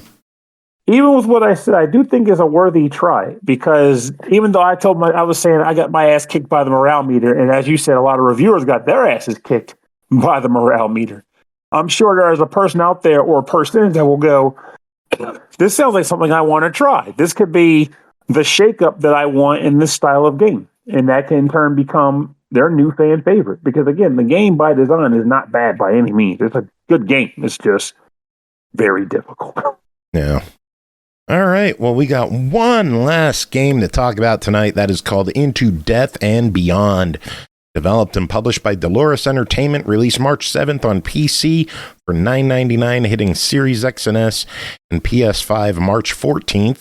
Into Death and Beyond is a gripping first-person survival horror game set in the hostile planet of XB32-ENT. As a bounty hunter, Mark Halkins scavenge for resources, solve puzzles, and confront terrifying mutants. Unravel dark secrets and capture a rogue alien before it hunts you down. Will you survive? Hockey, did you survive? Yeah, annoyingly so. All right. So, what's the game? Okay, in this, you crash land on an alien planet. Your ship is, I don't know what condition, because it doesn't really explain anything. You're just suddenly there, and you need to look around, because that's what the game tells you to do. You have a gun on you. It's not particularly amazing. And there's a lot of people who have basically head crabs on them. Well, they want to kill you, because that's what anything with a head parasite ever wants to do, from what I've learned through my many, many years of video game playing. So you go around and you try and kill them. Oh no! They only die from headshots. They only get injured from headshots. I hope you're a good shot. In other words, Joe, don't touch this game. Hey, we both know you're terrible. I'm not disagreeing. Got him. Yeah. They do not take any damage from any other shot, so you literally can only do headshots, and not all of them die in one headshot either. So, yeah, they run after you real quick, and they will kick the ever-living shit out of you. You have 100 health. Every attack does like 40 damage on you, so yay for that. Yeah, some of these are what I'm going to call the super soldiers, and they run at you real quick and they take 2 headshots. Lots of them are just the base guys who only take 1 headshot, and they're slow little sacks of dicks. And then there's the crawlers, which are individuals who apparently have forgotten how to stand up. And they also die in 1 headshot. However, because of how they move, it is harder to hit them in the head. And yeah, the entire time all you're doing is trying to find parts to make a better gun so you can kill the super soldier, which is this gigantic lumbering brute that is incredibly quick. It's outside all of these little laboratories, basically. And each one of these laboratories has a part of the gun. And there's 3 laboratories in total. There's a large distance between them where the lumbering fuck nugget is, who wants to kill you. And you can't damage him because you don't have the super gun yet. And you have a very, very limited amount of time you can run. And you're not very fast either. So that sucks. So you're like the world's worst bounty hunter, apparently. So fun. You go around, you can find different data pads, which give you some basic information. Typically, they tell you how to find what you need to find in the building, or they'll give you a password so you can unlock things. Or they will tell you like 50 times that you need to shoot these jackasses in the head or else you won't damage them. A lot of the notes just tell you that. Which isn't irritating at all to open one of these and be like, oh, it's telling me the same thing for the 80th time. Okay, cool. The achievements in this game are mostly pretty easy. You go around, you do the thing, and you kill the boss, and you get to go the fuck home. There is one annoying achievement in this.